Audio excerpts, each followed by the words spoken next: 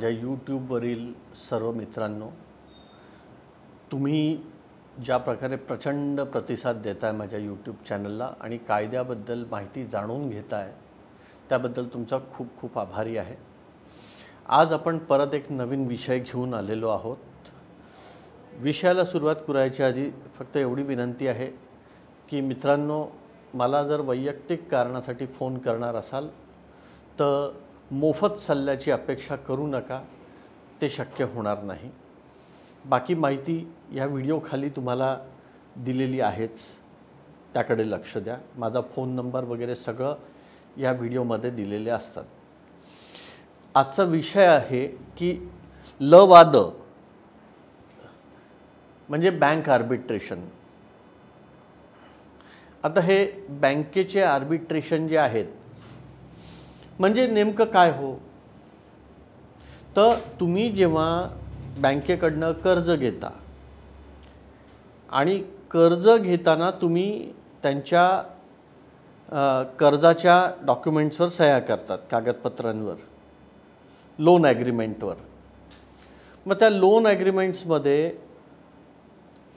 ज्या तुम्ही 1500 सह्या करतात त्याच्यात एक सही तुम्ही केलेली असते की जर हा वाद जर कदाचित लोन फेडल्या गेलं नाही, हा वाद जर कोर्टात जायचा असेल तर कोर्टाच्या ऐवजी बँक कुणी मध्यस्थ माणूस नेमेल आणि त्यामार्फत या हा प्रॉब्लेम सॉल्व केला जाईल किंवा निवाडा केला जाईल। आता हे म्हणून मग आर्बिट्रेशन अँड रिकन्सिलिएशन ॲक्ट खाली हे जे रिटायर्ड जजेस असतात किंवा रिटायर्ड गव्हर्नमेंट ऑफिसर असतात, कलेक्टर असतात, हे लोक आर्बिट्रेटर म्हणून अपॉइंट केले जातात। आता हे आर्बिट्रेटर अपॉइंट केल्यावर बँक यापैकी कुणाला तरी एकाला बँक हायर करते आणि त्यांना तुमच्या या लोनच्या केसमध्ये त्यांना आर्बिट्रेटर म्हणून नेमते आणि मग तिथे ही केस सुरू होते। आता हा आर्बिट्रेटर कोण अपॉइंट करतं? तुम्हाला अधिकार आहे का कर्जदार म्हणून, बॉरोवर म्हणून किंवा गॅरेंटर म्हणून? तर नाही। बँक निर्णय घेते की कुणाला आर्बिट्रेटर म्हणून निवडायचं आणि मग बँक निवडते। मग आता हे आर्बिट्रेटर बसणार कुठे, त्याला जागा कुठे? फार कमी अशा केसेसमध्ये असतं की आर्बिट्रेटर स्वतःच्या ऑफिसमध्ये बसतो, पण बँकेच्या आर्बिट्रेशनमध्ये सहसा बँक आर्बिट्रेटर हा बँकेच्या वास्तूमध्येच किंवा त्यांच्या बँकेच्या मालकीच्या जागेमध्ये त्याला ऑफिस थाटून दिलं जातं। आता याला पगार कोण देतं? तर साहजिकच आहे, बँक तुम्हाला तुमच्या केससाठी त्याला अपॉइंट करते आहे, तर त्याचा मूळ पगारही हा बँकेच्या मार्फतच दिला जातो आणि मग बाकी मग तुमचे जे हिअरिंग्स असतात त्याचा खर्च काही भाग हा तुमच्याकडनं वसूल केला जातो। तो ते पर डेट वाईज तुम्हाला किती घ्यायचं आहे, एव्हिडन्सला किती, क्रॉससाठी किती, हे ते सांगत असतात, त्याप्रमाणे तुम्हाला भरायचे। काही जागी कमी असतात, काही आर्बिट्रेटर भरमसाठ पैसे घेतात मोठ्या केसेसमध्ये।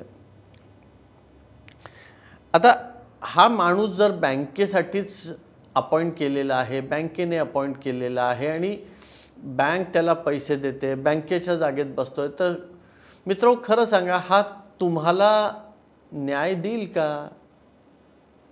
हा तुमची बाजू बळकट असून सुद्धा तुमच्या बाजूने निर्णय देईल का? तर याची शक्यता नाहीच्या अगदी नकारात्मक आहे, शून्य आहे। कारण की यांची नेमणूकच मुळी वसुली करण्यासाठी केलेली असते। त्यामुळे उद्देश एकच आहे की कर्जदार, बॉरोवर, गॅरेंटर यांना कुठल्याही प्रकारे दोषी ठरवून यांच्याकडनं रक्कम वसूल करायची, यांच्या संपत्तीवर टाच आणायची, त्या जप्त करायच्या आणि एकूणच बँकेला वसुली करून द्यायची। आता ह्या सगळ्याचा फायदा असा फायदा म्हणण्यापेक्षा दुरुपयोग केला जातोय बँकेकडनं. त्याच्यात एक सरफेसी कायदा आलेला आहे, सक्त वसुली कायदा. आता या सरफेसी कायद्याखाली तर डायरेक्ट बँका सुप्रीम कोर्टाच्या एका निर्णयाची कड धरून सरळ सोट लोकांच्या मिळकती जप्त करत सुटली आहे. आता तो जो निर्णय आहे सुप्रीम कोर्टाचा तो थोडासा विश्लेषित इथे करावा लागेल मला, कारण की अनेक लोकांना तो निर्णय काय आहे ज्याचा आधार घेऊन बँका सरफेसी कायद्याखाली गॅरेंटर आणि बॉरोवरच्या संपत्ती जप्त करते आहे. तो निर्णय असा आहे की एक व्यक्ती होती जो गॅरेंटर होता, त्याने आर्बिट्रेशन त्याचं जेव्हा चाललं त्यावेळेस त्याने त्या आर्बिट्रेशनमध्ये कुठलाही सहभाग घेतला नाही, त्याने स्वतःची बाजू मांडली नाही. मग आर्बिट्रेशनचा अवॉर्ड पास झाला, त्याच्यानंतर हायकोर्टात ते मॅटर आव्हानित केल्या गेलं. तिथेही ह्या गॅरेंटरने त्याला स्वतःची बाजू मांडली नाही किंवा मांडता आली नाही किंवा जाणून बुजून केली नाही. मग तिथेही निर्णय बँकेच्या फेवरमध्ये गेला आणि गॅरेंटरची प्रॉपर्टी मिळकत जप्त करण्याचे आदेश दिले गेले. त्यानंतर मग ह्या गॅरेंटरने सुप्रीम कोर्टात त्या निर्णयाला आव्हान दिले. ते आव्हान दिल्यानंतर सुप्रीम कोर्टाने निर्णय देताना असं सांगितलं की जर तुम्ही आर्बिट्रेशनमध्ये तुमची स्वतःची बाजू मांडलेली नसेल, तुम्ही हायकोर्टामध्ये स्वतःची बाजू मांडलेली नसेल आणि त्यानंतर दोन्ही ठिकाणी हारल्यानंतर तुम्ही जर सुप्रीम कोर्टाकडनं ही अपेक्षा घेऊन येत आहे की त्यांनी तुम्हाला मदत करावी आणि ही जप्ती थांबावी, तर असं होणार नाही. आता कसं आहे, हे त्याच पर्टिक्युलर सिलेक्टेड खटल्यांमध्ये आहे हा निर्णय लागू होईल जिथे बॉरोवर किंवा गॅरेंटरने स्वतःची बाजू आर्बिट्रेशनमध्ये, कोऑपरेटिव्ह कोर्टामध्ये किंवा हायकोर्टामध्ये, डिस्ट्रिक्ट कोर्टामध्ये, जिथे जिथे हे खालच्या ठिकाणी प्रकरण चालले तिथे स्वतःची बाजू मांडलेलीच नाही वकिलामार्फत किंवा वैयक्तिकरित्या. तुमचा लेखी जबाब मांडला गेला नाही, तुमचे पुरावे तुम्ही दिले नाही की कसे तुम्ही या कर्जास गॅरेंटर असून सुद्धा तुम्ही देणे लागत नाही. तर अशा खटल्यांमध्ये फक्त जर सुप्रीम कोर्टापर्यंत तो निर्णय गेला तर सुप्रीम कोर्ट म्हणाले की तुम्ही जर स्वतःचा डिफेन्स घेतला नसेल तर तुम्हाला तुमची प्रॉपर्टी जप्त करायचे अधिकार बँकेला आहेत. आता याचा दुरुपयोग बँक कशी करते की बँकेने याला वेगळ्या प्रकारे रंग दिला. बँकेच्या लोकांनी किंवा वित्तीय संस्थांनी याचा अर्थ सुरळीतपणे स्वतःच्या फायद्यासाठी असा काढला की बँकेला गॅरेंटरचे जरी कर्ज घेणाऱ्या व्यक्तीची प्रॉपर्टी अवेलेबल असेल, मिळकत अवेलेबल असेल, तो देणं लागत असेल आणि तो देऊ पण शकत असेल, तरीही बँकेला सोपी कुठली आहे मिळकत जप्त करणं तर गॅरेंटरची. तर ते आधी गॅरेंटरची प्रॉपर्टी किंवा मिळकत जप्त करू शकतात किंवा त्याचे पगारावर टाच आणू शकतात, पगारातनं वसुली वळती करू शकतात. असा हा सोयीस्कर असा अर्थ बँकेंनी काढला आणि त्याचा फायदा घेऊन भारतात काश्मीर ते कन्याकुमारी आणि मुंबई ते कलकत्ता सगळीकडे वित्तीय संस्था झपाट्याने एकामागे एक धडाधड मिळकती जप्त करायला लागल्या. बरं, नुसत्या मिळकती जप्त करत नाहीत तर मिळकती जप्त करून त्या कुठल्याही किमतीला विकायच्या. सुप्रीम कोर्टाच्या निर्णयामध्ये कुठेही असं लिहिलेलं नाही आहे की बँकांनी ज्या मिळकती जप्त केलेल्या आहेत त्या ऑक्शन करताना त्याची किंमत किती असली पाहिजे. जर एखाद्या फ्लॅट बँकेने जप्त केलेला आहे, तुमचं कर्ज 1 कोटी आहे, फ्लॅटची किंमत 2.25 कोटी 2 कोटी आहे, तर तुम्ही तो फ्लॅट मार्केट रेट, आता मार्केट रेट काय असतो, तर बाजारभावापेक्षा 25% कमी हा डिस्ट्रेस रेट पकडला जातो. म्हणजे 2.25 कोटीचा फ्लॅट 1.5 कोटी.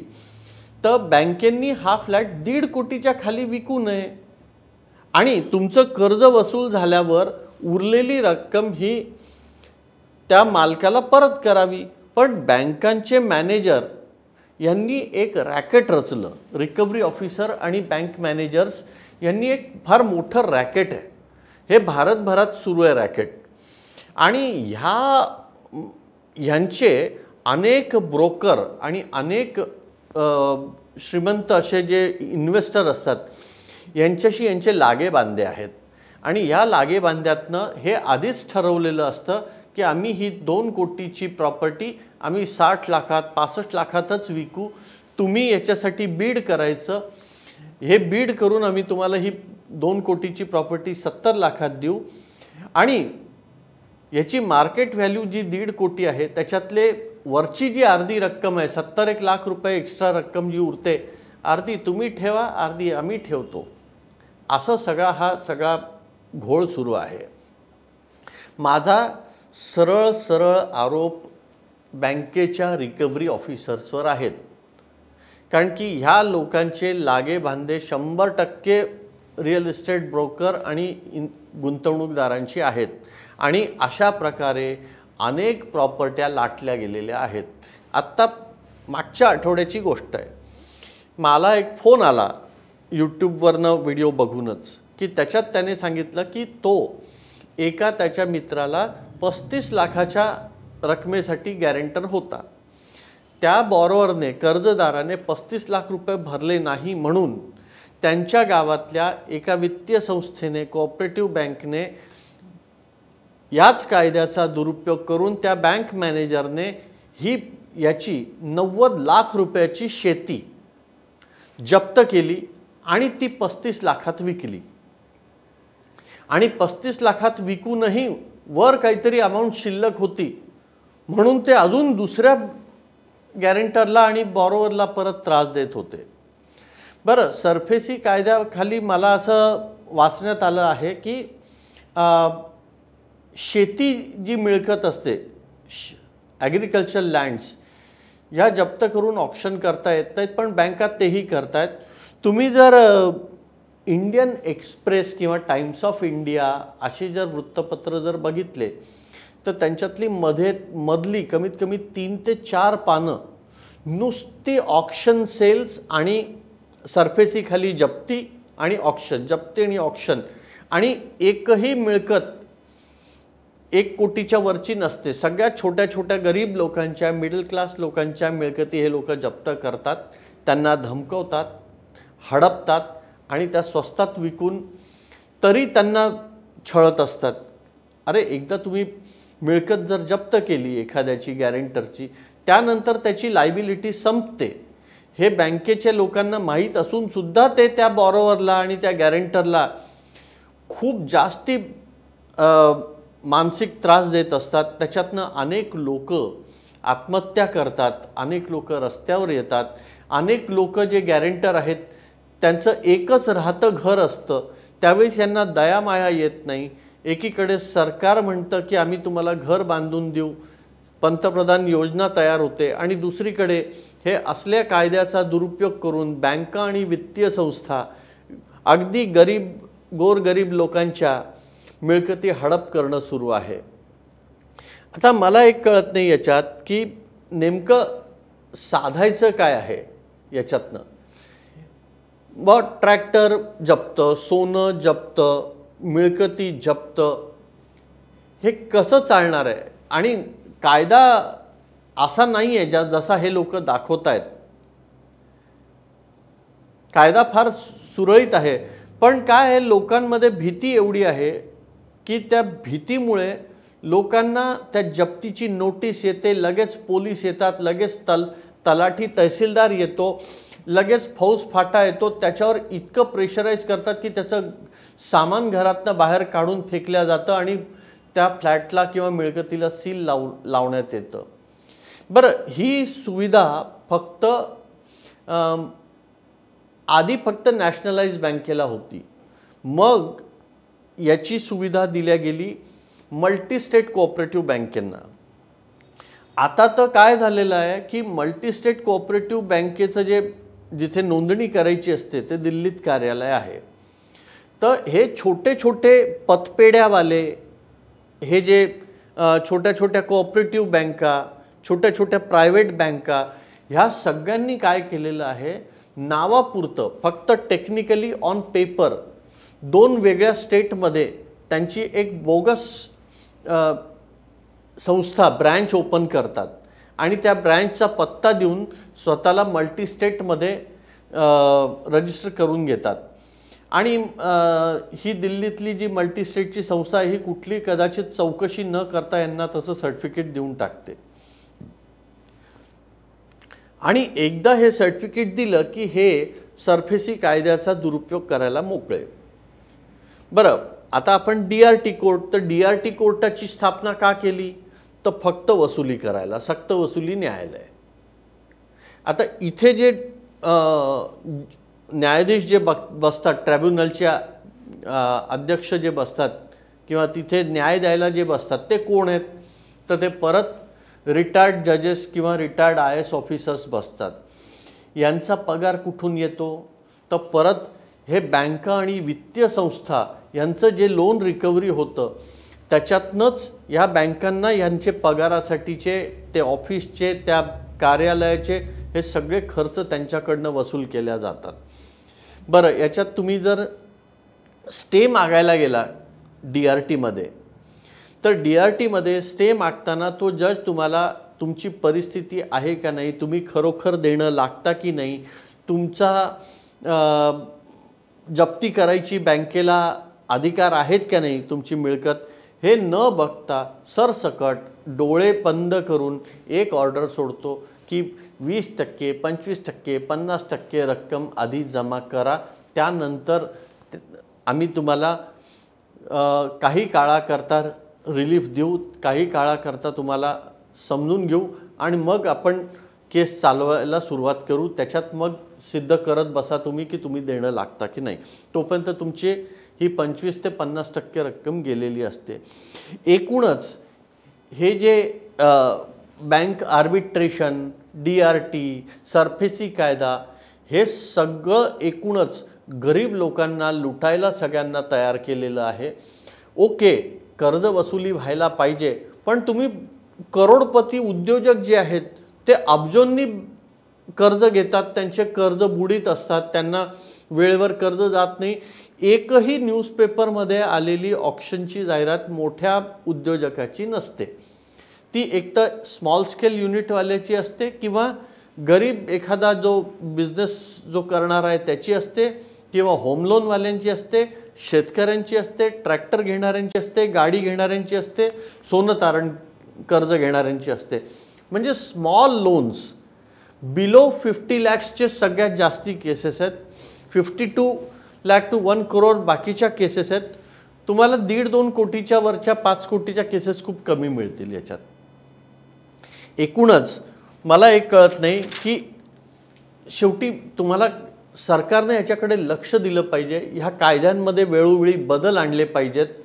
माझी राज्यकर्त्यांना आणि कायदा बनवणाऱ्यांना कळकळीने विनंती आहे आणि सूचना पण आहे की या सरफेसी कायद्यातला हा जो दुरुपयोग सुरू आहे हा थांबवा. सुप्रीम कोर्टाने सुद्धा त्यांच्या निर्णयाचा फेरविचार करावा आणि सुसूत्रता आणण्यासाठी कुठली मालमत्ता जप्त करता येईल, कधी जप्त करता येईल आणि कुठल्या परिस्थितीत करता येईल याबद्दलचे नियम व अटी टाकाव्यात बँकेवर, तरच याला कुठेतरी आळा बसेल. नाहीतर अनेक लोक अशाच आत्महत्या करतील. आपण जे वृत्तपत्रात वाचतो याने